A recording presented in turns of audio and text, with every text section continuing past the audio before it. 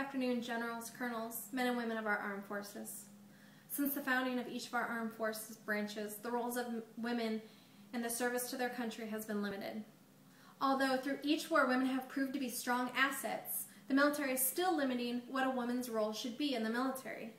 The advance of equal opportunity laws and cultural change has opened up many jobs to women that were once closed. However, the military is one of the few parts of society still formally discriminating against women.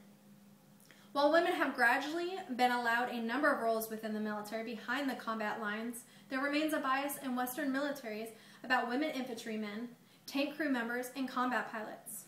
The debate about whether women should be allowed in combat roles has been going on now for over a decade, and in the past 10 years, the U.S. military has considered whether female personnel should be allowed on the front lines and consistently decided against change.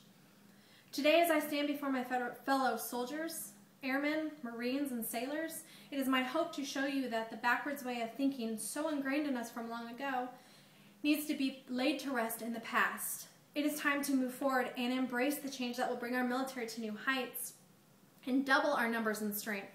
By the time you leave here, I will point out the pros of women in combat, and I will also address the issues of those against it. Today I stand before you asking for change. An obvious argument of mine is equality between the sexes. As long as one qualifies for the position, gender should not matter. Critics state that women cannot meet performance goals, but in the United States Army alone, performance targets are calibrated by age and position. A 40-year-old senior non-commissioned officer faces a much easier set of targets than his 20-year-old subordinate, yet we send them off to deployment to war side by side. Allowing mixed gender roles in all aspects keeps the military strong and maintains high enlistment numbers. The all-volunteer forces are being hit hard by falling retention and recruitment rates. Widening the applicant pool for all jobs guarantees more willing recruits. More willing recruits, less chance for draft. Without the possibility of active combat duty, many patriotic women will put off enlisting as they know they will never be looked upon as highly and respectfully as the men they serve with who have seen combat and war firsthand. Most will not be looked upon as combat veterans. Combat duty is usually necessary for promotion to senior officer positions, and denying female personnel this right ensures that very few will ever reach the highest reaches the military has to offer, and so further entrenches sexism. I'd like to point out that many foreign countries are allowing women in combat with great success. Several Soviet women have made a name for themselves as fighter aces, which is the elite of combat pilots.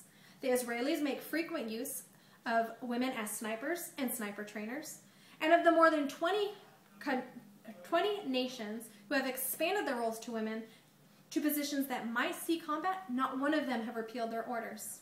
And in fact, in the United States, the RAND Corporation studied increased deployment of women in all branches of the military in the 1990s. They completely endorsed further integration, having found no ill effects of expanding the roles of women. The idea of frontline in combat guerrilla warfare is fictional. We are in a low-intensity conflict, which is defined by the military as a political military confrontation between contending states or groups below conventional war and above the routine peaceful competition among states. It frequently involves protracted struggles of competing principles and ideologies. It is waged by a combination of means, employing political, economic, informational, and military instruments. In layman's terms, the front line is everywhere and nowhere. In the modern world of combat, women serving in the military are exposed to frontline risks, whether they're actually on the front line or they are behind the front line serving. Women are vitally needed for low-intensity conflicts. They are required to do tasks to win hearts and minds such as intelligence gathering, medical assisting, policing, and mediation, as well as the ability to kill an opponent at close range. Cultural differences in demographics mean that women will be vastly more effective in some circumstances than men, including body searching of Middle Eastern women, which allows for less discomfort of getting searched by someone of the opposite sex.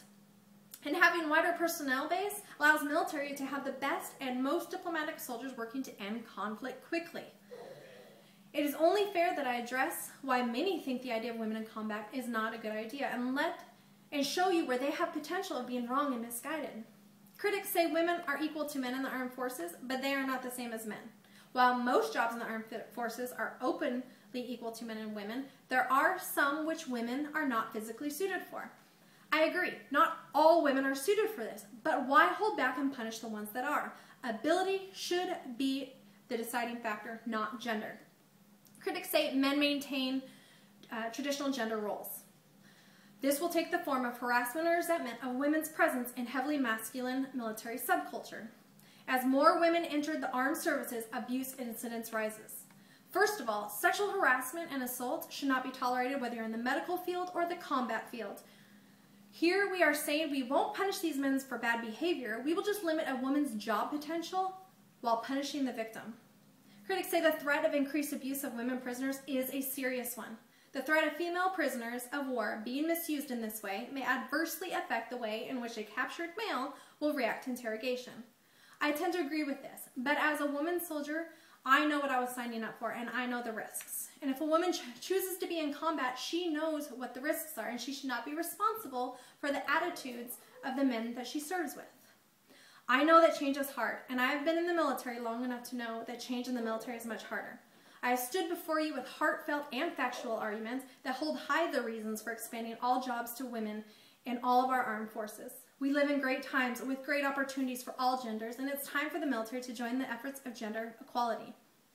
You have heard the pros, and I've shared my arguments for the reasons why people are against it. And I ask you to open up your minds to all the possibilities and strength women bring to fighting for our country. I simply ask you to look past gender and see physical and emotional strength, the love of their country, and the downright desire to support and defend what they believe to be right. Let women fight for their families and their countrymen in the way they feel led to. Thank you.